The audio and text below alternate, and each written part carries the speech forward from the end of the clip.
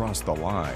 Laura started sending me text messages saying that she loved me and that I was her daughter. Was this teacher obsessed with her student? I woke up and all my stuff was in her house. How do you just wake up in a professor's house?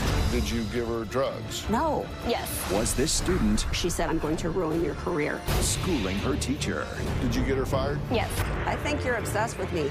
You're moving a student into your house and giving her answers to a test. You're blaming the victim. I was victimized by her. Let's do it. Have a good show, everybody. Here we go. This is a safe place to talk about hard things. Stand by, Dr. Phil. I'll try to be an emotional compass and point you in the right direction. In 5, 4. I am not giving up on you. Go, Dr. Phil.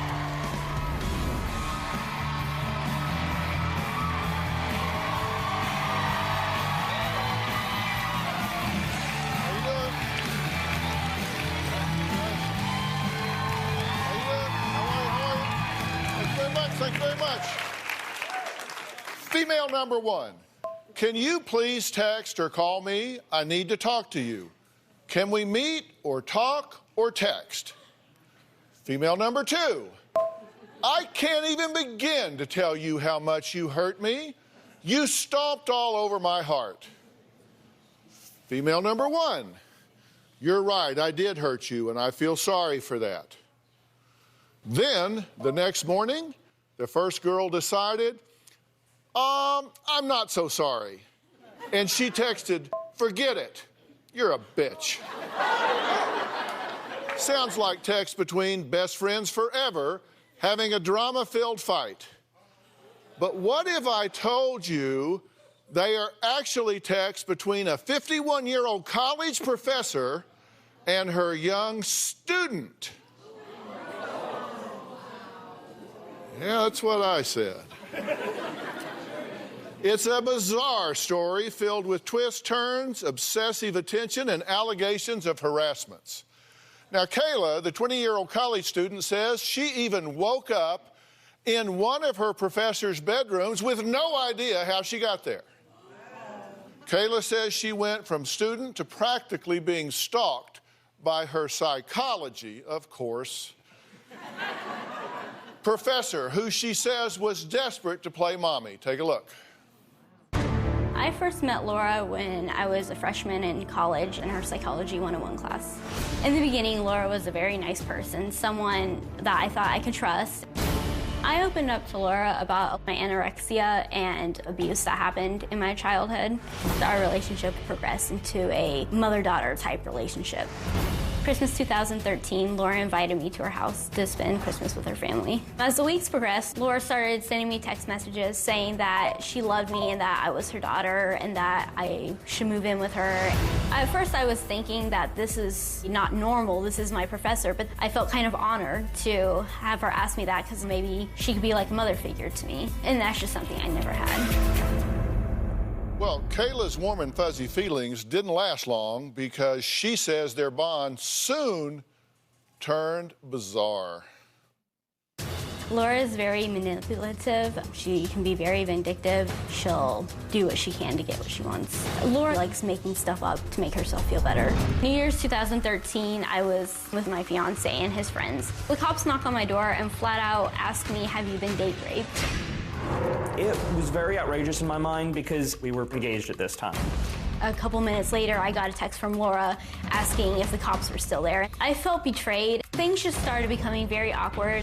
One night, Laura invited me to spend the night at her house. The next morning, I was waking up. I ended up having a cyst erupt, and I went to the emergency room. I got a call that Kayla was in the emergency room. I went home, and all her clothes were gone. Most of her furniture, some of my own things were gone. I don't remember that night. It was really fuzzy. When I woke up, I was at Laura's house with all my stuff surrounding me. It was extremely bizarre. I felt really helpless because I wanted to help her, but now all of a sudden she has two adults that are refusing to let me even talk to her. I felt like this is a kidnap situation. I was trapped there.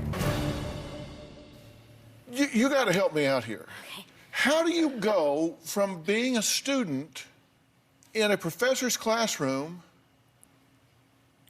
to waking up in a bedroom in her house one day?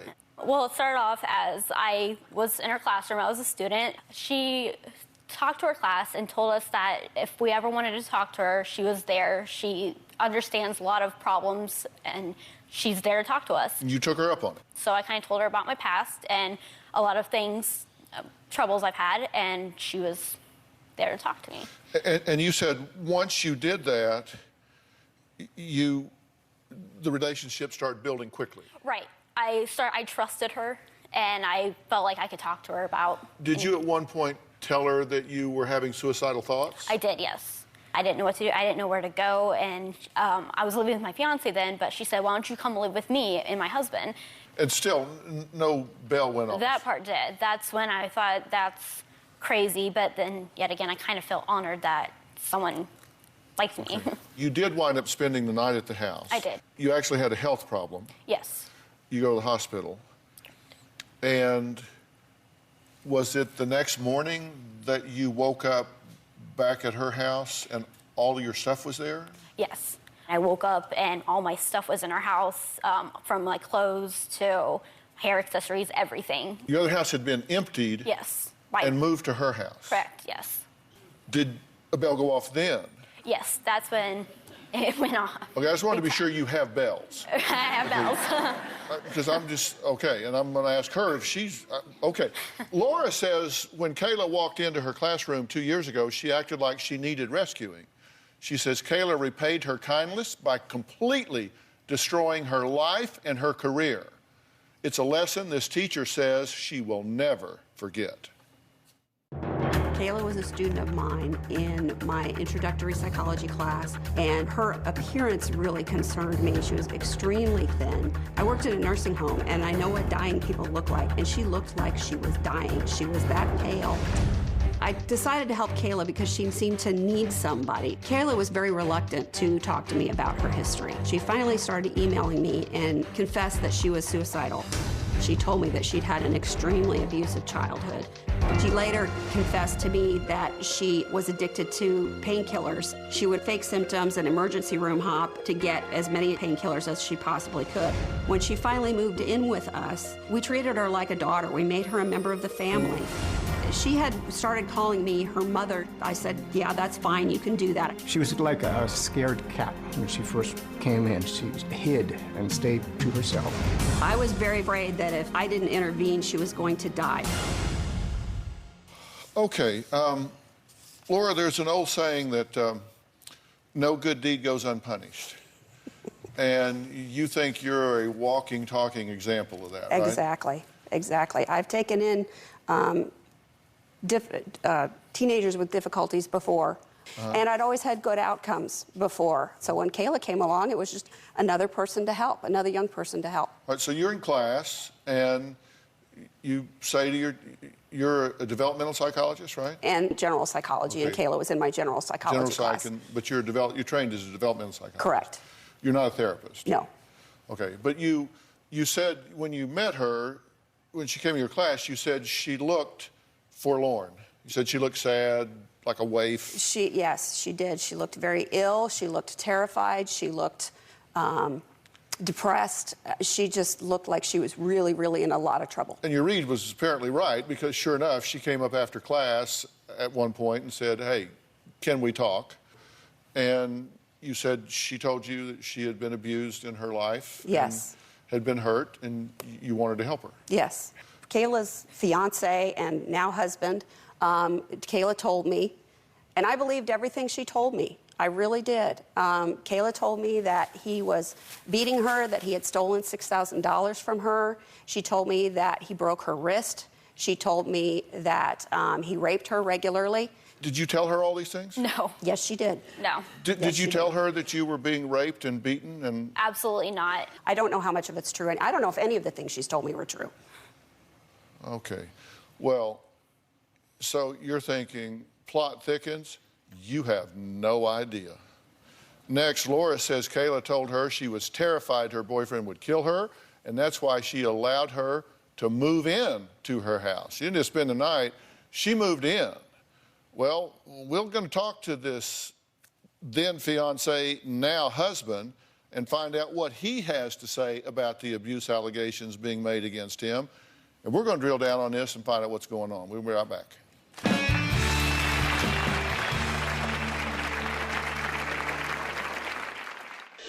Kayla told me Jacob was beating her up. He was locking her out of her house at night. I never physically touched Kayla in any way, shape, or form.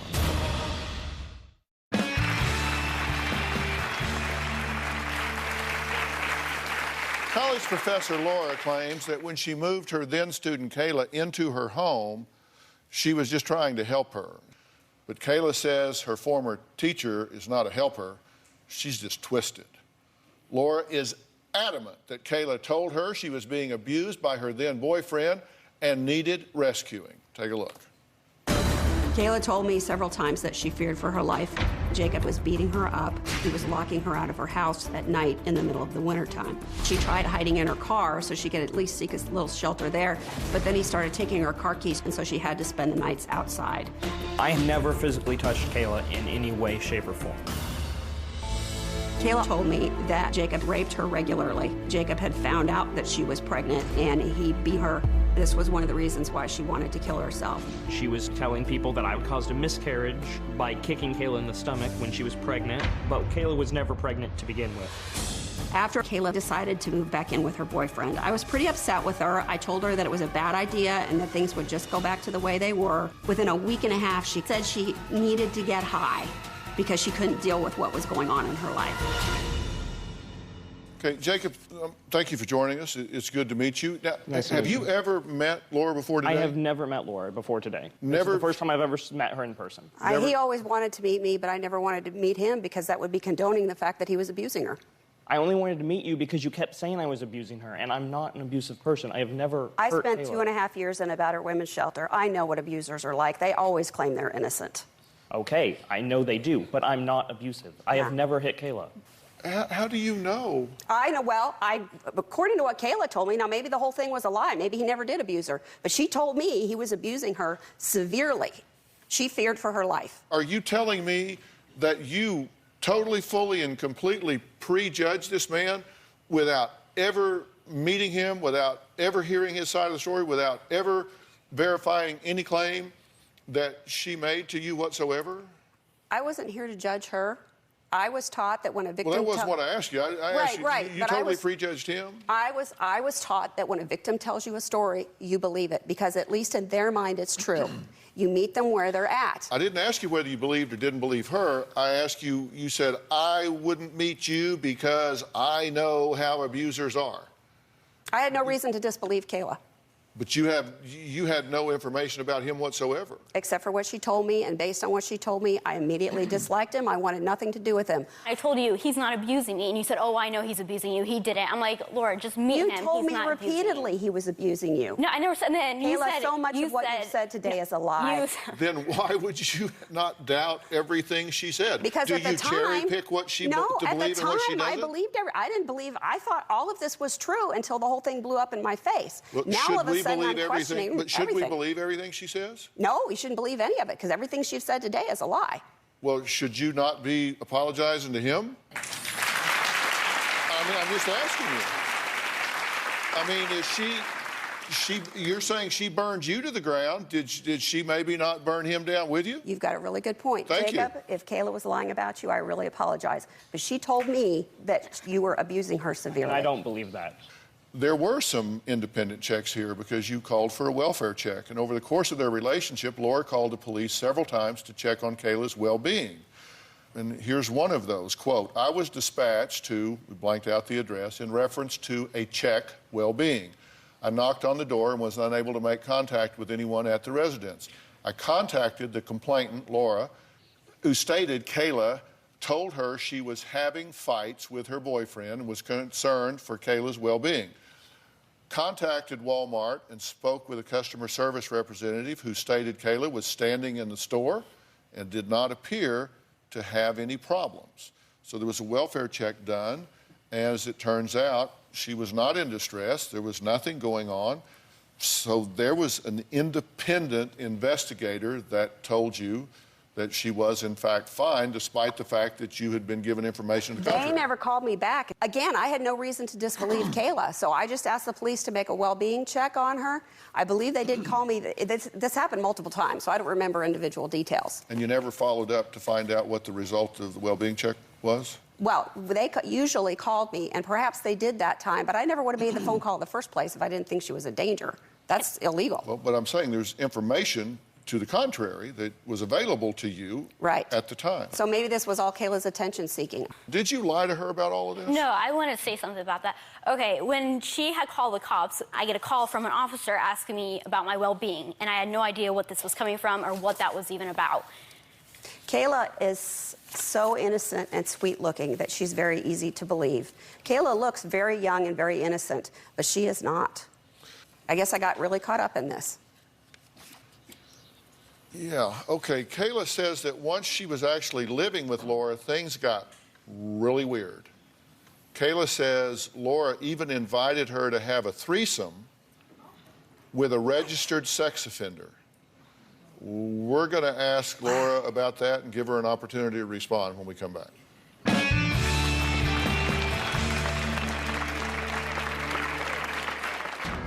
She started giving me alcohol, wanting me to do drugs. And on top of that, she asked me if I wanted to be a part of threesome with her and a registered sex offender. My wife has taken in strays before. She's raised 3 or 4 kids besides her own, just kids that needed a hand, and she's very good at it. I tried to help a student of mine, as I had helped many students before, but this time it turned into a nightmare. Kayla changed from a nice girl into a complete stranger and a monster. Professor Laura says she learned a huge lesson when she tried to help her psychology student Kayla through a tough time. She says she was so worried about her that she even moved her into her home. Kayla says that during the time she was staying with Laura, things went from, well, they went from weird to just downright strange. Some months went by living with John and Laura. Things started becoming really awkward. She started giving me alcohol, wanting me to do drugs. And on top of that, she asked me if I wanted to be a part of threesome with her and a registered sex offender. At that point, I knew I had to go. I had gotten back together with my fiance, and I told him we have to get a house as soon as possible. Once Kayla and I were living together again, Laura began telling her that I was going to leave her, that our relationship wasn't going to last.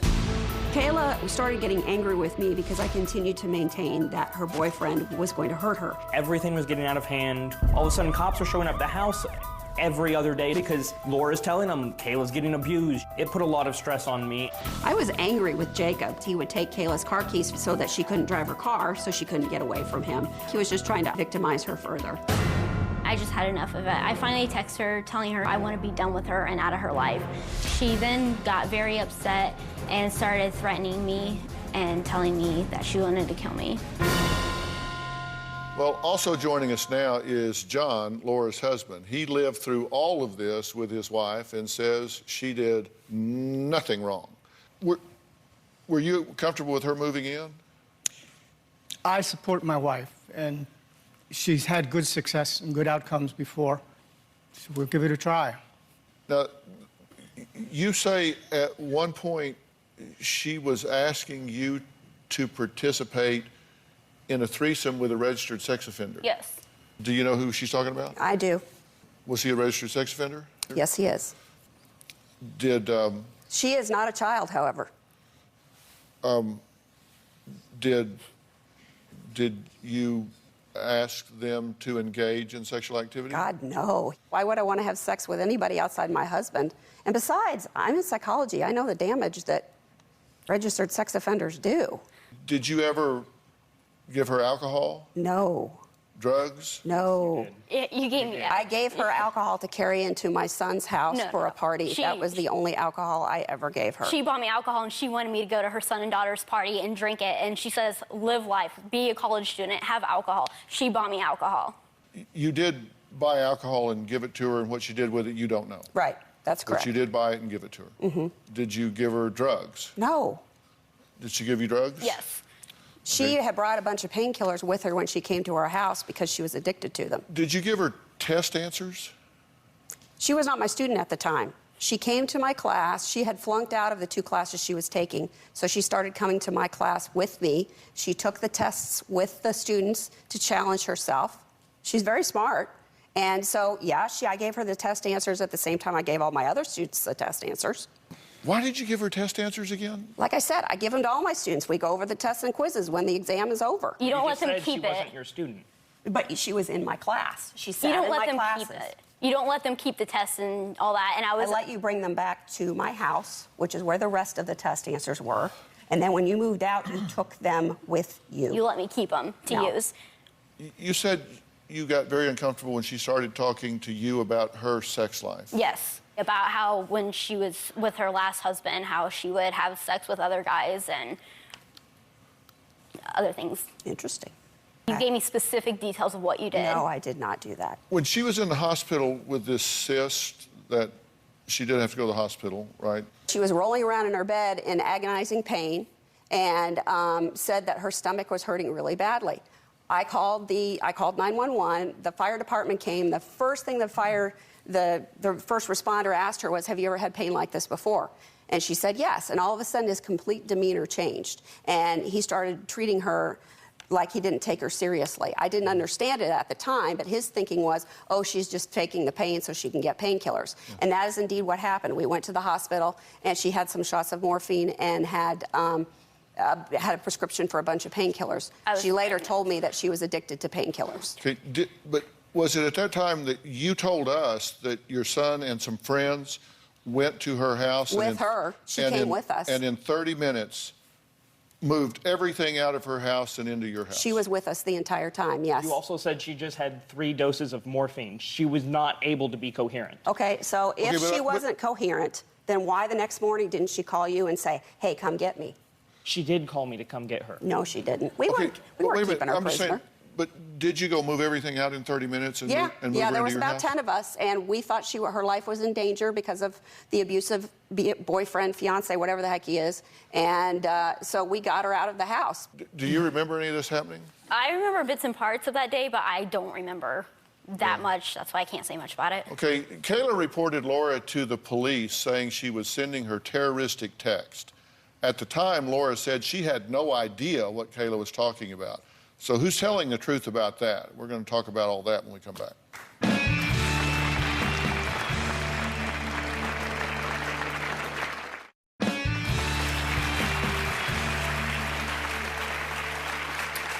Former Professor Laura says her relationship with student Kayla went sour after Kayla moved out of her house and back in with her then fiancé, Jacob.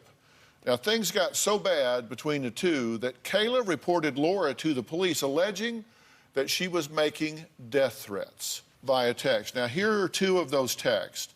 Now, the text date is unknown. Kayla, Jacob went to work and is gone till 11. Could you come today alone so we can talk? Laura, by the way, don't mess with me. I already called the school and cops, you know, just so they won't take you seriously. I will get you kicked out of college, and you want to be a cop? Not now. I'm going to ruin your life. Also, John will be paying you a little visit. R.I.P. Laura, okay, little bitch. You want your stuff back? Well, 1, you're not.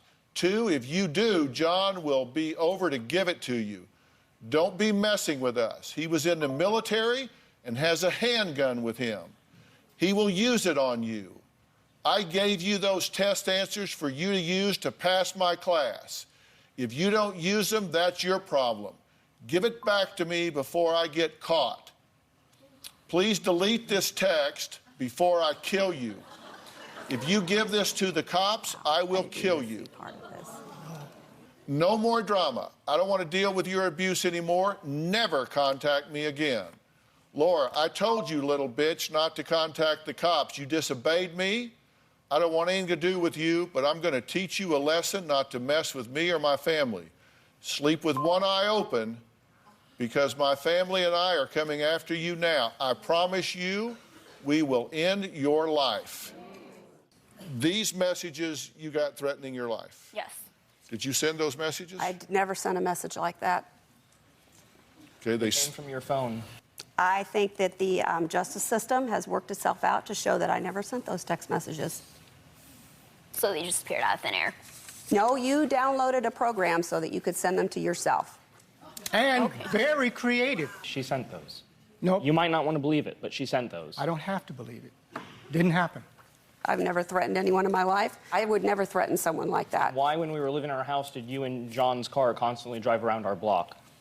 It didn't. I saw you driving around, and you knew where I lived. I think you're obsessed with me. Okay, well, when you went to the police with this, you were initially charged Harassment via by electronic means. communications or something like that, Electronic yes. communications, right? Potentially a felony because of the nature of the threats. Right, because they were death threats. Those charges were eventually dropped. Yes, that is correct. Why? Because I never sent them. The court subpoenaed both my phone records and her phone records, and although there was records of many text messages back and forth between the two of us, those text messages did not exist on my phone. It turns out, when I didn't know this, but when I was first accused, I had a friend of mine do some research, and it turns out that there are cell phone apps that you can download where you can send fake text messages to other people. Well, this is one of those that there's not a record for being sent. I also pulled up these from the records that we know come from your phone. Okay. Now, the only thing that I find of interest here is you have a habit or a pattern. I don't know why we all have little habits or patterns, but for some reason you capitalize the word "but" in your text messages a lot. Mm-hmm. Some people just do that. And here, this is a text message that comes from your phone. You capitalize "but." Here, over here, this is one from your phone. You capitalize "but" here. Now, this is the fake message. This is interesting because when you look at this one, that there's no record of seeing, "but" is capitalized in that one also. Now, the ones on the left come from your phone. Right. The ones on the right, I received it. It just got on your phone, and it shows that it came from Laura's phone, but it didn't, there's no record of it coming from Laura's phone. And Laura started capitalizing "but" all of a sudden. I don't know, I just found that of interest.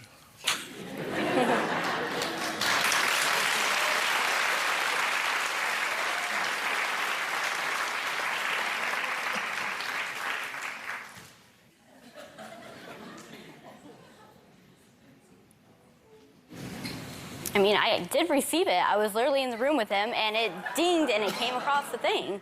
I don't know how to explain it. I did not, whatever app she's talking about, get on it. I didn't know about it. I don't know. This story doesn't end here.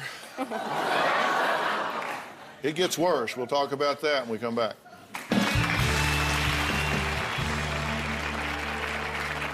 My eye out, she said, "I'm going to take your job. I'm going to ruin your career." I kind of felt like I was living in a Lifetime movie, that this was all just movie drama. At this point, it had become extremely serious. I went to the police station. I had also went to the school and showed them the threatening messages that Laura had given me. Sometime in the middle of all of this police stuff, I contacted the school and expressed my concerns. They said, "Bring your phone with you so we can take pictures of those text messages." And then they said, "Well, now here's the text messages that she says you sent."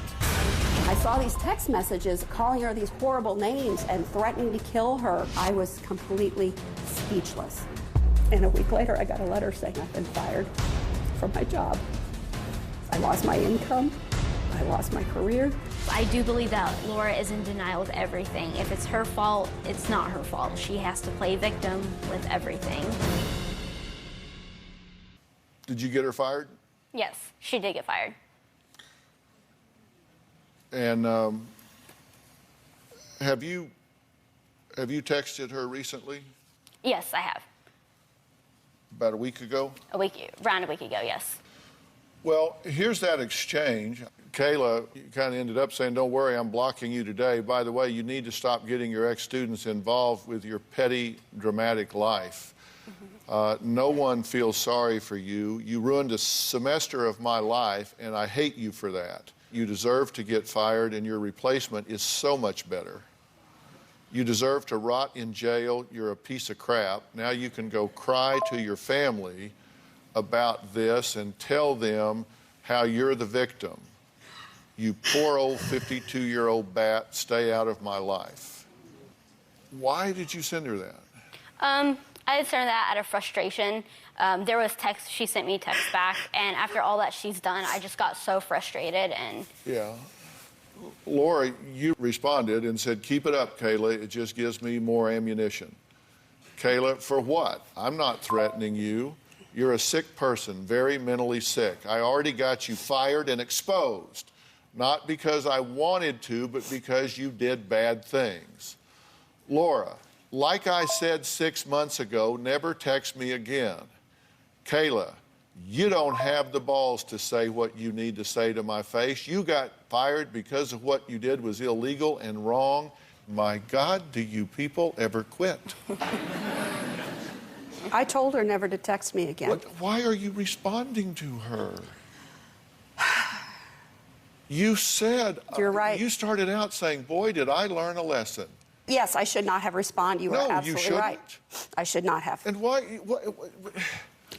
So you texted her, you started out texting her, say, I'm sorry all of this happened. I just felt all the anger come up and just... Well, I hate it when I start to say I'm sorry and it comes out, die. Well, what had happened... No. What had happened was I was texting her, I said, I'm sorry, and after that day I told her, never mind, I don't want anything to do with you. That's when she had texted me back. Something along those lines was good, I didn't want to be part of your life anyways, and that just kind of built up my anger and... Let's take a break, and we're going to come back, and I'm going to tell each of these two what I think they each need to do at this point. We'll be right back.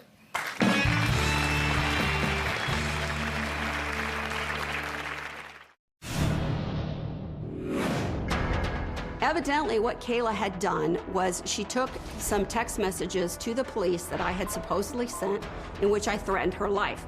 And I was astonished because I didn't send any death threats like that. But my lawyer made some phone calls and found out that, yes, I had been charged with harassment via electronic communication, and because of the nature of the threats, it was potentially a felony.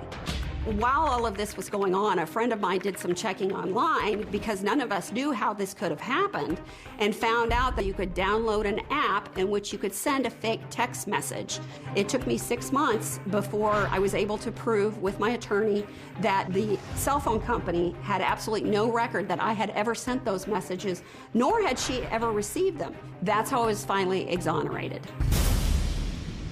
Let me say to you, you're very young and you have your whole life ahead of you, and you've had some difficult times in your life along the way, right? And correct, yeah. I mean, I also get the feeling that you've met and married a young man here that seems to me to be a pretty upstanding young guy that cares for you a fair amount, and I really hope that, you know, the two of you put this behind you, and if you feel dinged up by it, I'm going to offer you some help with unraveling that and moving forward with it. And you lost your job over this. Yes, I did. And you say it was a passion, and you say you've been vindicated, and By the police anyway, by the court system. yeah, and you were fired specifically for violation of a policy at your school that has a zero tolerance for violence and threats of violence and things like that. That is correct. So you were fired because of these Text messages that I never sent. text messages. And I can tell you, if I was the president of that school and I had proof or at least reasonable doubt that you hadn't sent those, then I would feel compelled to hire you back, and then I would immediately fire you for inappropriate conduct as a college professor because you don't recognize boundaries. And you're getting involved with a student at the level you got involved with. Was a mistake. And moving a student into your house and giving a student answers to a test, past, present, other, whatever. As a professor, you are to avoid even the appearance of impropriety, and you have shown not good judgment in that regard. You're correct. You said she is drinking heavily, addicted to prescription medications, probably anorexic, and you decide, well, I'll just move her in and fix her. You're not qualified. I didn't want to fix her. I just wanted to keep her from dying. You said she lived with us for 4 months, and in that time she gained 10 pounds, got clean and sober, blossomed under our care, where she had been sickly and terrified. That sounds like fixing to me. You're not qualified. That's that's outside your lane. Yeah, I definitely made a mistake. My judgment was very poor. You're not a licensed therapist. That's not what you're there for. My judgment was very poor. You said I wasn't poor. terribly worried, and then, gee, she went south. Yeah, you weren't terribly worried because you don't recognize the deep roots of pathology because that's not what you do. There's no way in God's earth that that's not improper. If you say that this is all my fault, that I brought this on myself, you're blaming the victim. I like the stare, but that's the only thing I did wrong.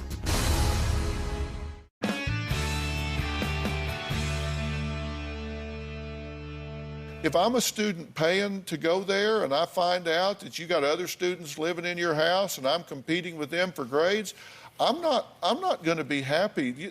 You're not avoiding the appearance of impropriety. I went through this. There is no way in God's earth that that's not improper. She was not in my class while she was living with us. I don't care whether she was or she was not. If you think that is proper, then that makes my point of not having the right judgment. That's the only thing I did wrong. If you say that this is all my fault, that I brought this on myself, you're blaming the victim. I was victimized by her, and all I did was care too much. I like the stare, but we're just going to have to agree to disagree.